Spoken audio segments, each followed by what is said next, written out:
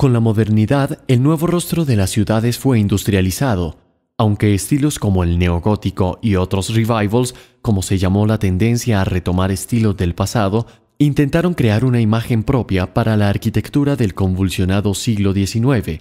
La combinación de una variedad de estilos arquitectónicos en una nueva estructura dio origen al eclecticismo, que dotó a las ciudades de fachadas pintorescas. No obstante, la característica fundamental de dicho siglo fueron sus fuertes cambios en todos los aspectos de la vida y el conocimiento. El hierro fue sin duda el mayor aporte de este siglo a la arquitectura.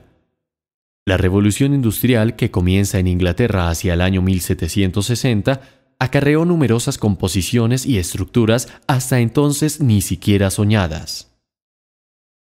El vidrio y el acero empezaron a usarse tímidamente en las fachadas de museos y bibliotecas y con más frecuencia en infraestructuras destinadas al naciente ferrocarril, como puentes metálicos y estaciones de trenes. En contraste, las ciudades eran colonializadas por fábricas y viviendas obreras de ladrillo, lo que daba a sus fachadas una pesadez propia de la arquitectura medieval. Por su parte, otra gran invención de la época, el capitalismo, no solo trajo consigo el culto a la tecnología, sino a las mercancías, por lo que surgieron edificaciones de carácter netamente comercial que congregaban a las masas como si se trataran de iglesias. Los objetos de lujo exhibidos en las vitrinas entraron a formar parte del repertorio de la fachada. El vidrio no solo fue el material privilegiado en los pasajes comerciales, generando por primera vez una especie de caras interiores, sino también en los mercados populares. Cada país se afanaba así por ilustrar sus progresos en las exposiciones universales, cuyos pabellones explotaron al máximo las posibilidades plásticas del hierro. De dimensiones colosales, estos pabellones consolidaron el papel de la cara exterior de la arquitectura como un elemento iconográfico, por ejemplo, la Torre Eiffel, símbolo de la capital francesa. Del otro lado del Atlántico, donde a cambio del lujo abundaba la miseria consecuente de las guerras independentistas, los efectos de la industrialización en la imagen de las ciudades tardaron mucho en llegar, y en principio solo se tradujeron a la fabricación masiva de rejas y otros ornamentos antes exclusivos de los burgueses. La fachada se tornó entonces en un problema de revestimiento.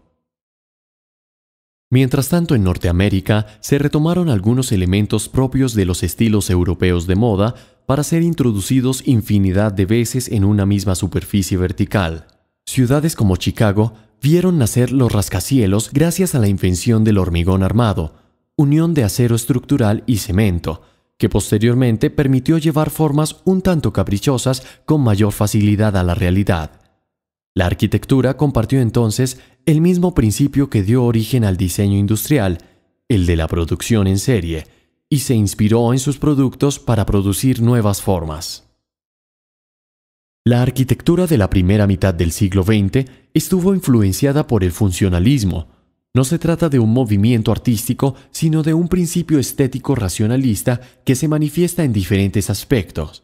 Aunque se aferra a la consigna «la forma siempre sigue a la función», el racionalismo se desarrolló sobre todo en los campos del diseño y la arquitectura.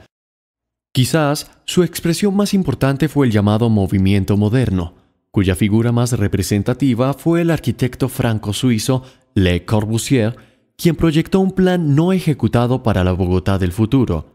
Para él, la casa debía ser una máquina para vivir, pensamiento que fue definitivo para la transformación de las ciudades occidentales. De allí parte la formulación de los 5 puntos para una nueva arquitectura, cumplidos a cabalidad en su famosa Villa Savoy de 1929. En ella se tomó una casa, se liberó el primer piso del suelo, con lo que se aumentó la superficie del jardín, y se liberó también el espacio del techo para hacer una terraza. Como las columnas podían soportar por sí mismas el peso del edificio, ya no fueron necesarios los pesados muros al interior. A esto se le llamó planta libre. Los sólidos cerramientos exteriores ya no fueron indispensables, así que se liberó la fachada para componerla libremente, incluso planteando ventanas continuas que sirvieron para enmarcar el paisaje circundante, tan anchas como el edificio mismo. Con el ocaso del siglo XX, Las nuevas tecnologías que entraron a dominar el escenario urbano comenzaron a ser explotadas estéticamente. Por ejemplo, se denominó high-tech, que quiere decir alta tecnología en inglés, a la corriente conformada por megaestructuras que exhiben en la fachada todo su aparataje técnico y que tienen como ingrediente adicional la preocupación por el medio ambiente y la ruptura con las formas ortogonales. Estas imágenes de arquitecturas imposibles, como salidas de los sueños, nos hace pensar en las diferentes fuentes de inspiración que tuvieron artistas surrealistas como Salvador Dalí, quienes hicieron de sus escasas intervenciones en la arquitectura objetos de irreverencia. El espíritu rebelde que también residía en el pop art como reacción a la cultura mediática fue el punto de partida para la definición de una posmodernidad arquitectónica, en cuyas fachadas se centraba la mayor exploración teórica. En ellas, como si de fachadas renacentistas se tratara, las superficies de edificios como almacenes o museos acogían a la vez motivos tomados de los íconos de marcas populares y de las arquitecturas históricas tan despreciadas por algunos modernos.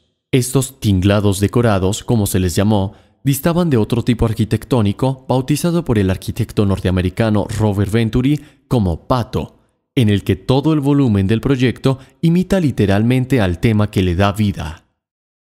Otros arquitectos crearon obras en las que ya se hace imposible determinar cuál es la fachada, incluyendo algunas que podríamos denominar no arquitecturas, en las que si bien no existe una función ni una dentro o una fuera, sí existe la intención de contribuir a la consolidación de la imagen de la ciudad contemporánea. Gran parte de los proyectos contemporáneos se instalan dentro de la tradición de los tinglados decorados, desde Disney World hasta las sofisticadas arquitecturas de autores de renombre. Las fachadas se convirtieron en pantallas receptoras de motivos gráficos, en ocasiones tridimensionales e inclusive interactivos, caso de las pantallas de LED que se anuncian en muchos rascacielos en etapa de construcción, en las que se concentran sus mayores esfuerzos compositivos. Incluso, en algunos casos, la fachada se desprende de la masa construida y con su independencia adquiere una lógica distinta a la del resto del proyecto. Quienes tienen un pensamiento apocalíptico respecto al porvenir de la arquitectura dirían que ésta se ha reducido a crear fachadas cada vez más extravagantes. Definir nuestras urbes y de paso sus fachadas hacia el futuro se convierte en una tarea casi imposible. Gracias a los diversos caminos y posibilidades que se nos presentan, se podrían retomar elementos de una y otra parte para crear diferentes materiales, por ejemplo, elementos tradicionales, o el rescate de los valores regionales que arquitectos nacionales han adoptado para propuestas que, si bien aún son escasas en el contexto urbano, plantean el camino hacia un lenguaje singular y a la vez muy propio.